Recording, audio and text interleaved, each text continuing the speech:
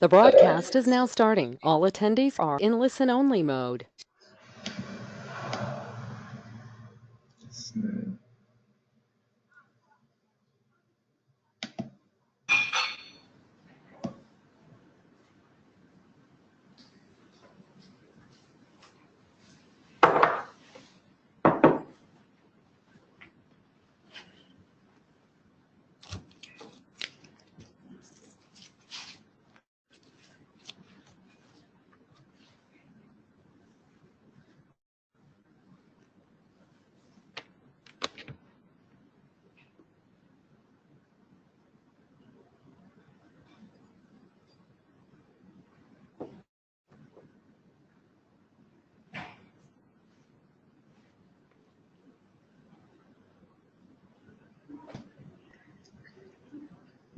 Good afternoon, everyone, and welcome to our first UK OUG Vendor Awareness webinar, which today is being delivered by UK OUG award-winning and Oracle Gold partners, Namos Solutions.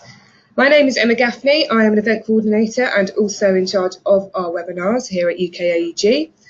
First of all, I'd like to point out that you are all muted, so if there are any questions at all, feel free to ask them via the chat box, which you will see on your panel. And at the end, we'll go through each of them and answer them in turn. In the event we run out of time, we will ensure we send the answers out to your questions separately. Please also note that the webinar is being recorded, and I will share the information on how to access this shortly after the webinar is finished. Without further ado, I'd like to hand you over to Namos Solutions, where Helen Robertson is ready and waiting to kick off this afternoon's main event, Unleashing Benefits for IFRS 16. So, over to you, Helen. Thank you very much, Emma. I'll just show my screen and we'll be able to move forward. So I hope everybody is having a great day today, and it's really pleasing that you've dialed in to listen to what Namos have to offer around IFRS 16. And hopefully you'll be in touch with us in a few days' time or a few weeks when you've had time to digest it.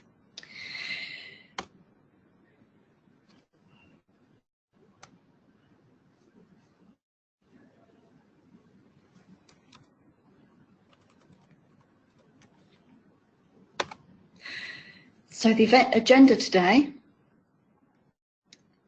I'm just trying to get rid of this. Emma, how do I get rid of this off my screen? Which part is that? Can you see the bar down the side? Because I can, and I don't want to broadcast that. No, you can't. Excellent. So our agenda today is, what are we doing? What is IFRS 16? And what and who is it going to impact? We're going to look at some of the opportunities that might be presented by adopting IFRS 16 and the challenges that clients we've worked with are actually facing in the real implementation of IFRS 16. We'll be talking about transition. Many of our clients have had, varying degrees of understanding about what transition is appropriate for them. And we'll look at how Namos can assist you and make your move to IFRS 16 successful and discuss next steps. Then we'll pick up, as Emma said, on the questions that anybody might wish to pose. So starting off, who are Namos? For those of you who haven't heard of us, we are an Oracle-only, London-based Oracle solution partner. We cover apps and technology, whether it's on-prem or in the cloud, including hybrid options, which many of our clients have actually implemented. We work with our clients as one team. We do this because it's our way of supporting our implementations and our clients to a successful conclusion.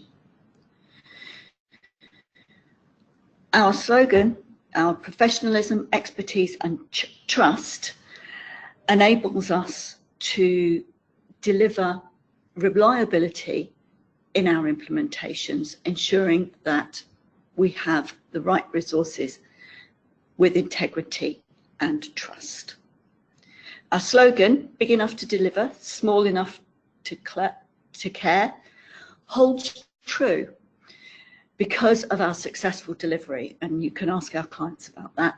We've worked with many organisations and they ask us back on a regular basis.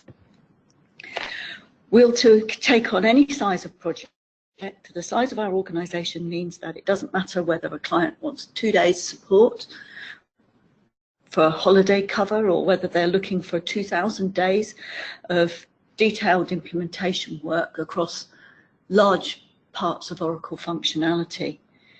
We cover all Oracle functional areas: financials, EPM, HCM, supply chain, technology. And all of our workforce is face-to-face, UK-based with our customers. And we also travel abroad where we have international clients. We currently have consultants on site in Milan, and next week they are travelling to South Africa and the week after Washington in order to be face-to-face with our clients. We are an award-winning organisation, having won eBusiness Suite Partner of the Year 2 years running, and we've won a number of different awards. These awards are, as you probably know, voted for by the end users, but we are particularly grateful when we receive these awards.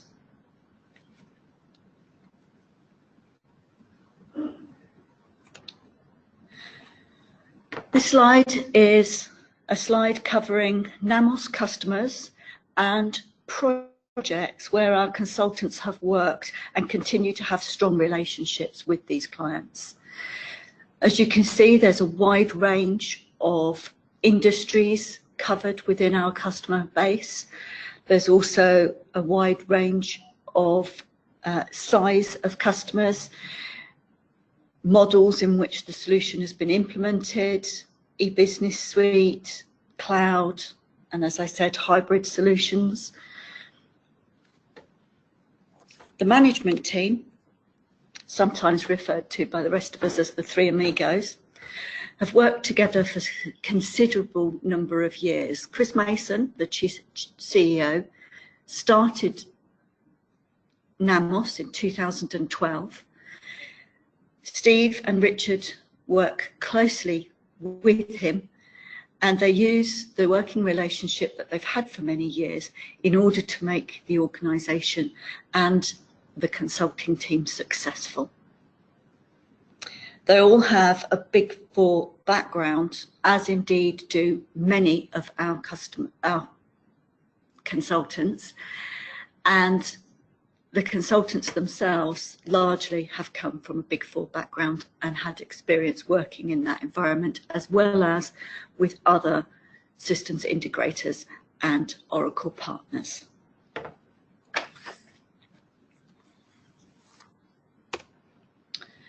So moving on to the actual reason why you're dialing in to find out about Namos and IFRS 16. Briefly, IFRS 16 requires lessees to recognise most leases on their balance sheet, regardless of the type of entity it operates in. So we're moving in this new model all of our assets from off-system for right of use assets into our fixed assets register, and we're also recognising the liability of those in our liability accounts. So we're front loading the liability. This is going to significantly change the way lessees account for the assets, and it will change the company's financial management policies, processes and controls. Benefits to organisations is that there is a single model to account for all lease assets, right of use assets, licenses, etc. Lessor accounting is fundamentally unchanged, but there is additional disclosure required. And you should take note that IFRS 17 around insurance contracts will impact lessors.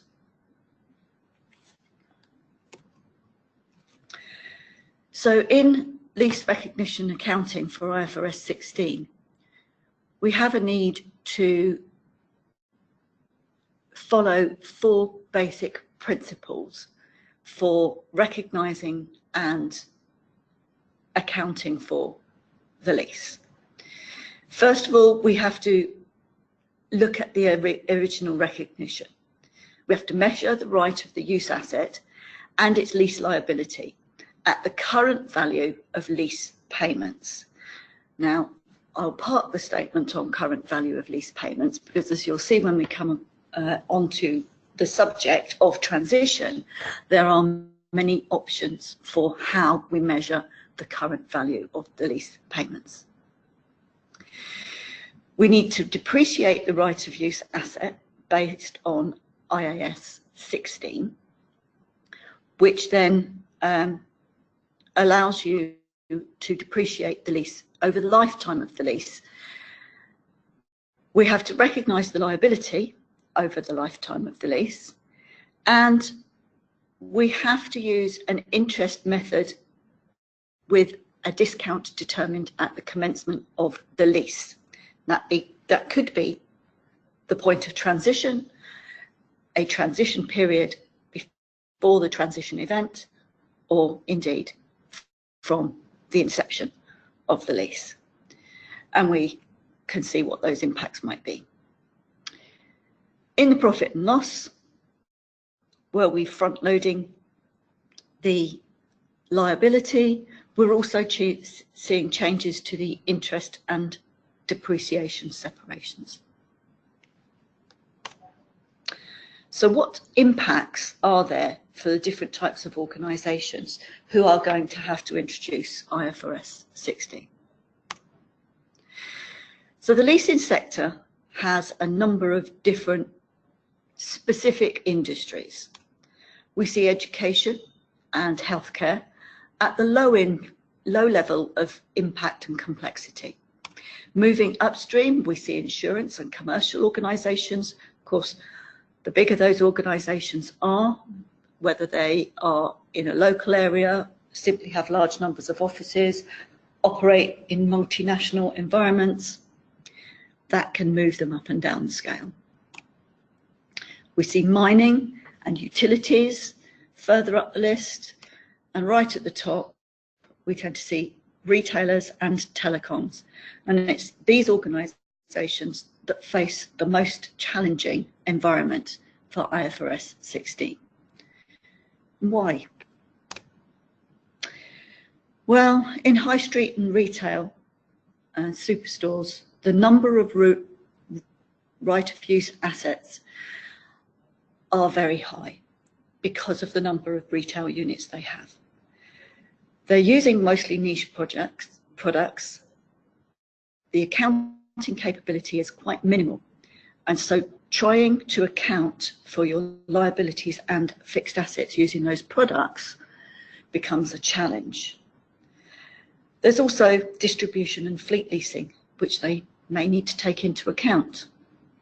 Telecoms, the number of right of use assets for telecoms increases significantly, and the annual liability adjustments are significantly higher than traditional leasing of buildings and land. Tower arrangements and transition assets also constantly change the value of the right of use asset, along with the number of ROU leases on retail units.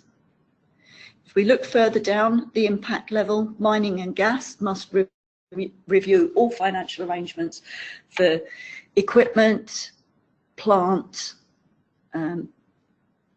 buildings to determine which constitute a lease under the recognition. They're also going to need for education and medical to look at leasing under PFI arrangements and the impacts between 2013 and the end of the PFI arrangement.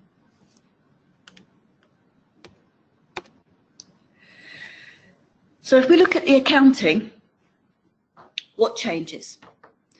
If we look in 2018, as we come up to the deadline year end, we have finance leases and finance liabilities on our balance sheet, with our right of use leases, license agreements sitting off the balance sheet and not being accounted for at all. In FY19, all of these off-balance right of use assets become part of the assets and liabilities on the balance sheet, seeing a significant increase in the liability, not necessarily matching the value of the lease in terms of the liability.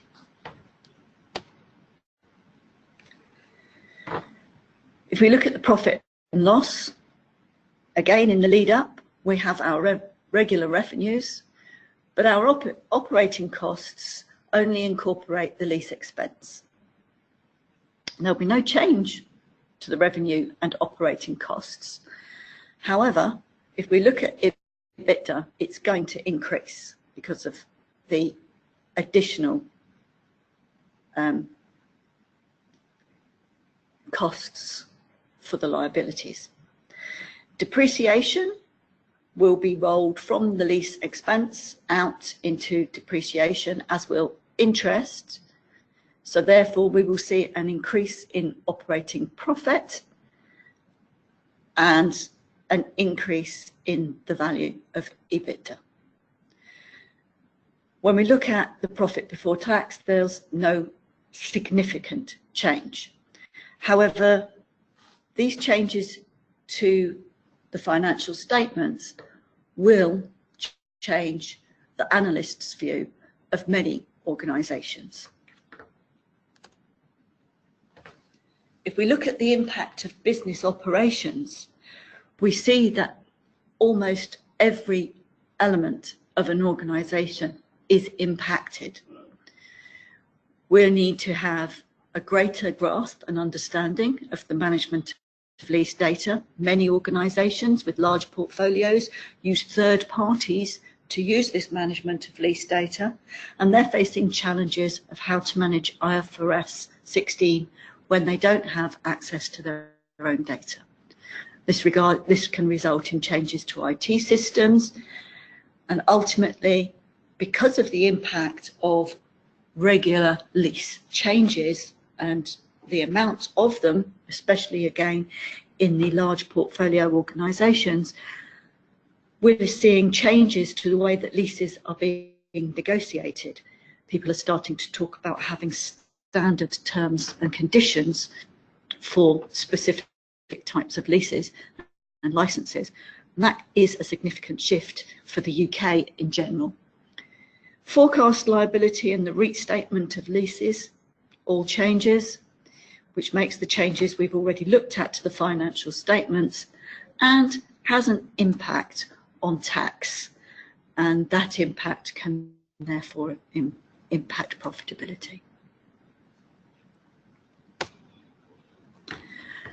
So we've talked about impacts and challenges. However, specifically, moving to IFRS 16 poses a challenge for our clients with the legacy systems and whether they have the capability to manage the accounting that's required, and in some cases, quite a few actually, whether those legacy systems actually have all of the data required. Many of our clients have historical data which is inaccurate. Many systems don't hold any historical data for the process of some types of transition. Therefore, data quality can be a significant issue. It changes the forecast expectations, apologies for the spelling mistake there, and these systems don't have the ability to include external impacts. We're seeing a lot of changes in the retail environment, the high street retail environment, and organisations who are changing their business approach. And this means that for organisations with large portfolios, for telecoms and retailers, they're going to need to look at alternative ways to support their networks and to support their portfolios as the high street changes. So thinking about the transition approach, a lot of organisations don't actually know what's best for them in terms of the different models that are available. And many of them haven't really thought about the requirement for continuous measurement. Many organisations are looking at what legacy systems are producing, which is a transition interim period and a forecast report for 2 years. And for some organisations, that's just not complex enough. So let's think about the transition options.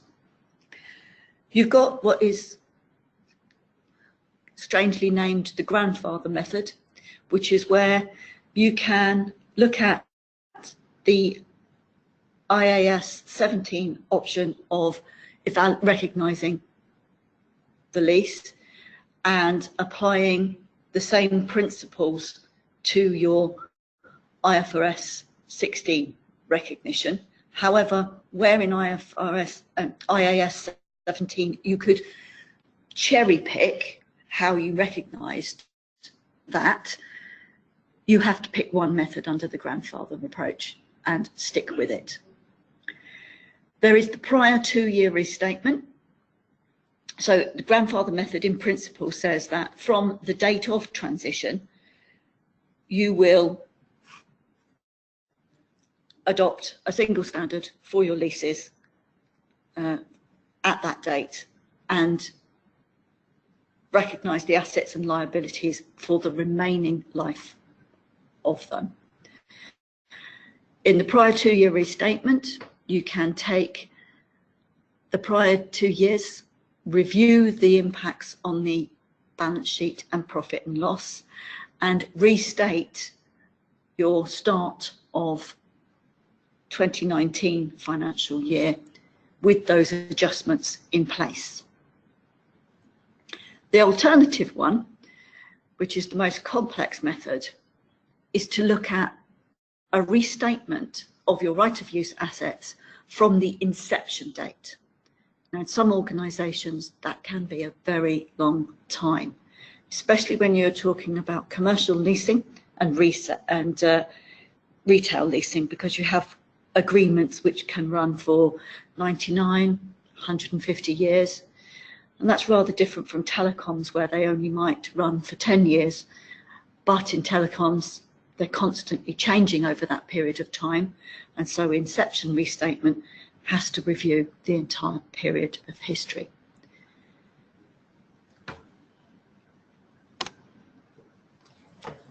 So what opportunities are presented?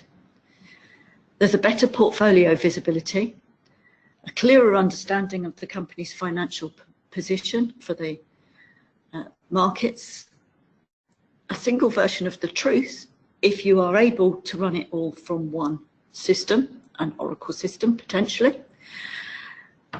There is the opportunity for new enhanced systems, improvement to your controls and processes being introduced, so you can review just your IFRS 16 processes, or you can review all of your financial processes around IFRS. The new standards will bring more useful data. They will bring data that allows you to do a lot more forecast modelling and introduce that forecast modelling into your financial budgets, 5, 10, 15-year forecasts, which most organisations haven't been doing. Basically because a lot of the time leasing is profitable. It's been very rarely not profitable in the last 200 years. Proactive lease management and having that clearer picture of everything that's going on within each individual lease, whether you do that in your existing property or IWMS solution, or whether you bring that out and do that in your forecast modelling solution. And that gives you the ability to drive savings and compliance. And we are offering a robust financial modelling system which offers a significant reduction in risk. So how does it work? How can we make you successful? The Namos solution approach offers Oracle e-business modules for those organisations currently using e-business suite or cloud, because we can deliver this in a hybrid solution with, sorry, I've lost my transition there, so I'm just going to pop out to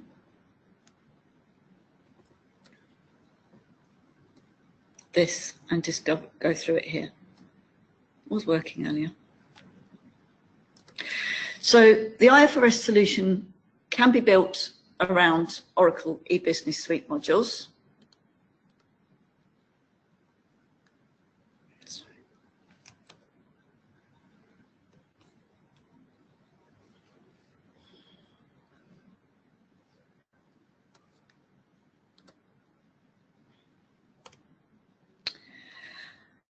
And then we plug in the EPM, Enterprise Budgeting and Planning, over the top. We use the available integration to extract the information that's required to build a transition model and a future continuous measurement model for all of the elements of data required, and where possible, introducing additional external factors into the EPM cloud. So if we see, we've got our EPM cloud modelling schema and support for continuous measurement. Alternatively,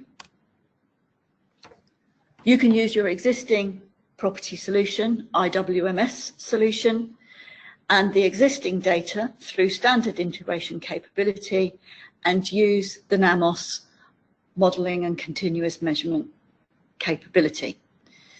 What does this do? This allows everybody who adopts the Namos solution to be able to use the modelling for transition to determine which of the three options around transition are going to have the most beneficial impact to your organisation.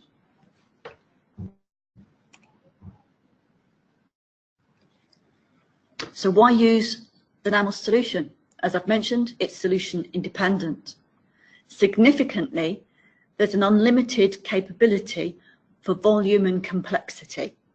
Most of the solutions that we've seen with other organisations that are producing IFRS 16 solutions have various limits.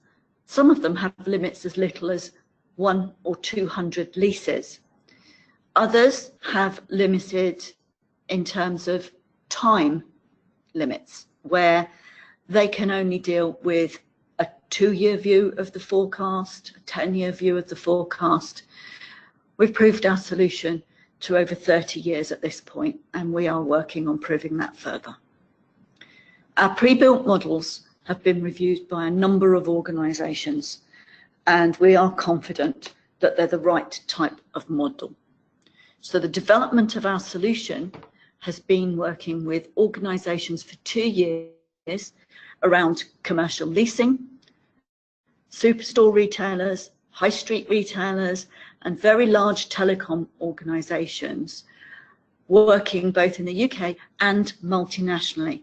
We've been working with organisations as far away as Taiwan, Vietnam, Pakistan, Russia, as well as European organisations, Italy and Eastern Europe, Hungary, Asia. So we've had a lot of input into what we're doing, and the organisations are confident we have solutions for them. Lessons we've learned from IFRS 16 implementations are that many organisations are more complex than they think. And that's really the nub of it. A lot of people have read the criteria and thought that they're going to be fine because it doesn't look that complicated. The problem is the number of right of use types of assets and how many different alternative measurement methods need to be applied in terms of discounts, in terms of the planning, adjustments for the lifetime of the lease and the likelihood that the lease will actually continue to run for the lifetime. So these are all percentage discounts that need to be applied at many different levels.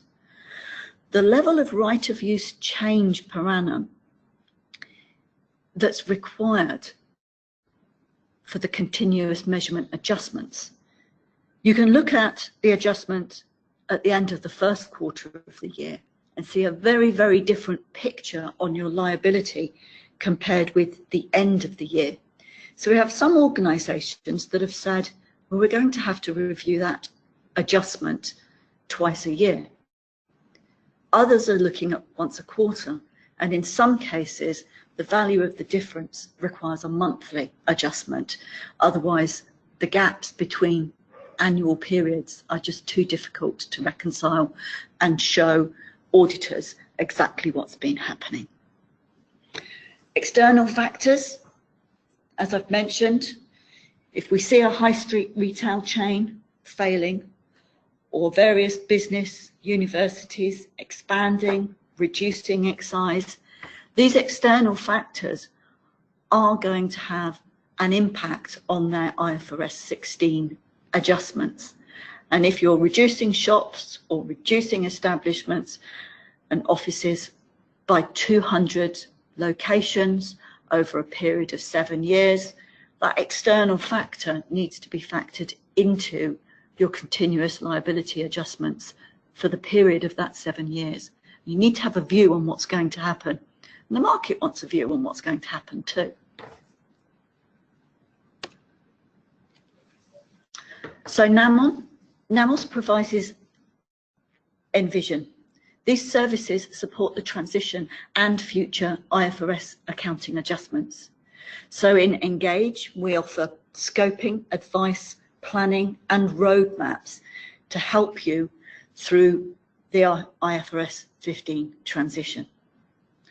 In Enable, we implement our Namos Solutions designed on our Oracle's applications. We can adjust the models, we can adjust the implementation based on an Oracle solution, an Oracle eBiz solution, an Oracle Cloud solution, or a solution with an alternative IWMS. We can provide enhancements, adaptations to your modelling with development and training for all of your financial management teams who are involved.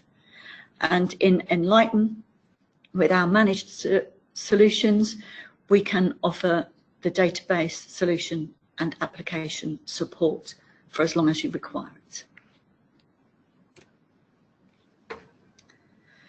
So how can we help? The next thing for you to do is to come and talk to us.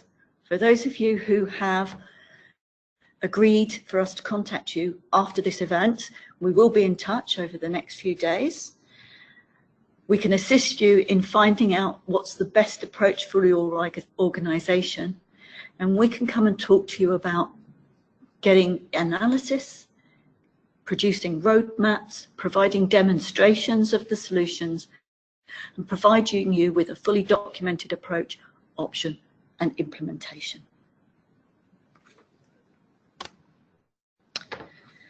So, Emma, I'm going to now change the presenter and hand back to you. Thank you very much, Helen. So, as we mentioned at the beginning, if there are any questions, you can use the chat box.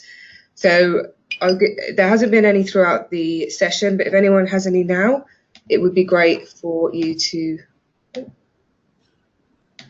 if you can,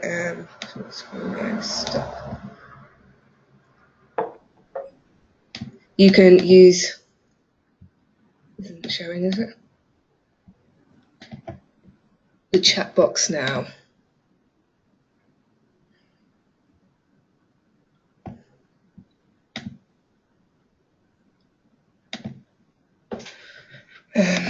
So no questions have come through. Let me see the questions. Some people put in the questions.